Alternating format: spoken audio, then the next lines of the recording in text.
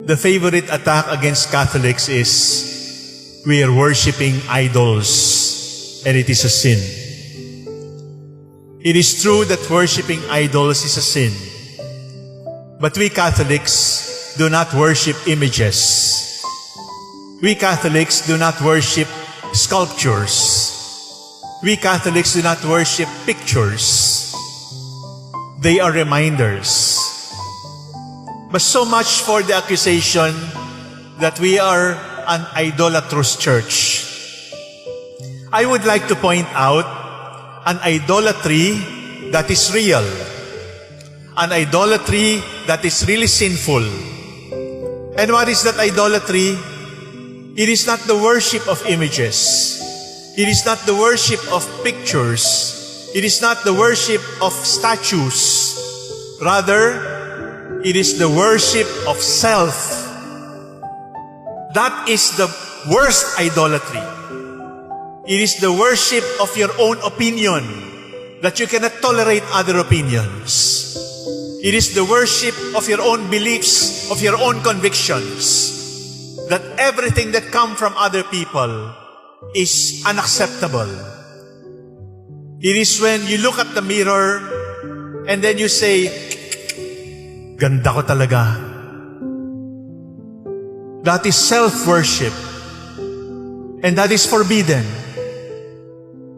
But you see, my dear brothers and sisters, we have become mature and sophisticated and professional enough that we say we don't do that. But really and truly, if the commandment of the Lord is love God and love neighbor, is to be followed, then we have to be honest with ourselves that we are not really following love. We are not loving as the Lord has loved, and we are not loving our neighbor as ourselves. Tapatan. Aminin natin, kasama ako. We are not really loving like the Lord. The least we can say is, we are decent with one another. We are polite with one another. We are courteous with one another. We practice justice with one another. But love? Love one another as the Lord has loved us? Or love your neighbor as you love yourself?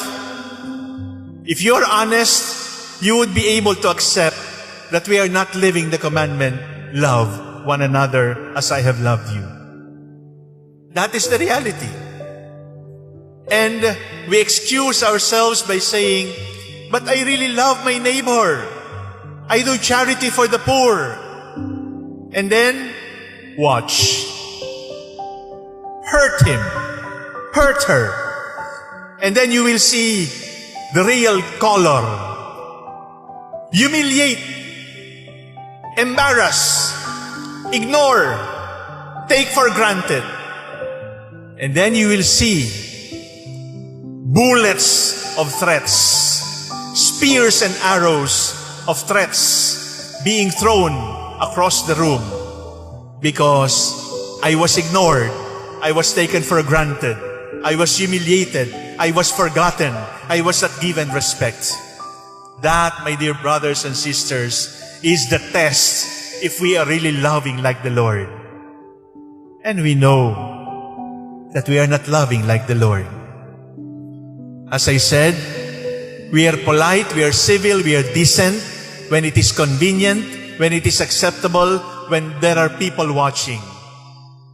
But when we are hurt, when we are ignored, humiliated, taken for granted, when we are lied to, when we are cheated, then the spears and the anger are thrown across.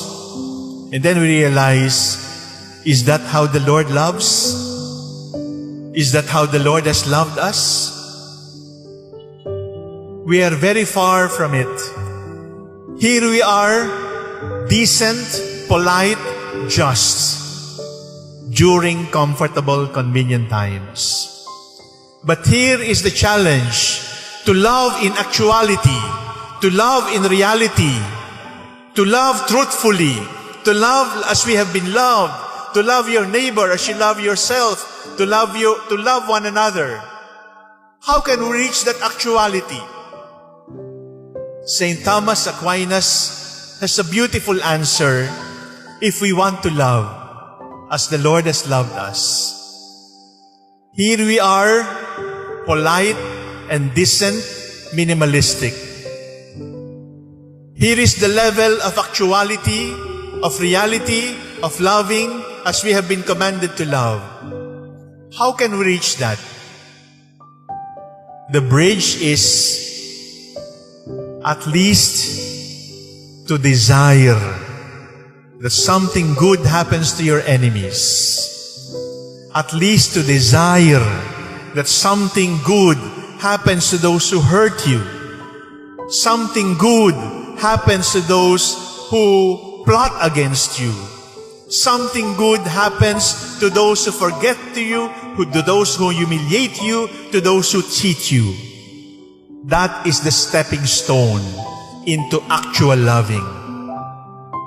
If we can only move that step forward, to be able to desire the good of the others, even if we are not able to die yet for them, even if we are not able to sacrifice yet for them, even if we are not able to love as the Lord has loved us and to love them as we love ourselves, at least to desire, that is good enough. And when we desire, the Lord will guide us by the hand to be able to love in actuality.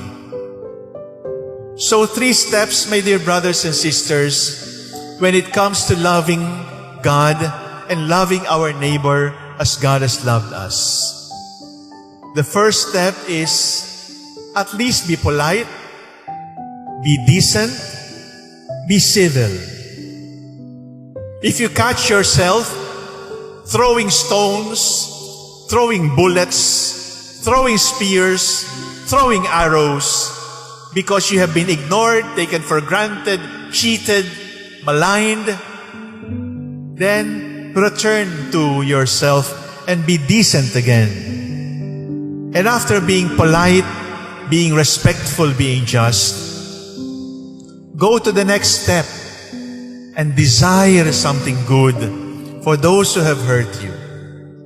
Desire something good for those who have ignored you. Desire something good for those who have cheated you. Desire something good for those who have wrecked your dreams.